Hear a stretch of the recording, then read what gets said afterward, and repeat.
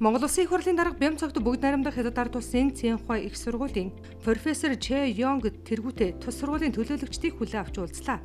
Уулзалтад бүгд найрамдах Хятад ард улсаас Монгол улсад суугаа онц бөгөөд бүрэн эрхт элчин сайд Шин Мин Жуан байлцсан.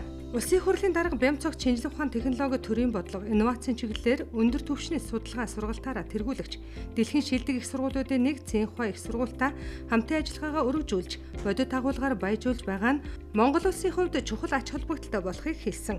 Айлчлалын хүрээнд Цинхуа их сургууль нь Монгол улсын шинжлэх ухааны академи, шинжлэх ухааны технологи их сургууль, анагаахын шинжлэх ухааны үндэсний их сургууль зэрэг боловсролын байгууллагуудтай хамтын ажиллагааны санамж бичиг байгуулжээ. Бямцогт дарга хамтын ажиллагааны эдгээр баримт бичгүүд нь Монгол Хятадын боловсрол шинжлэх ухааны салбарын хамтын ажиллагааг шин шатанд гаргах, урт хугацаанд өргөж өгөх чухал эхлэл болно гэдэгт итгэлтэй байгаагаа илэрхийлсэн.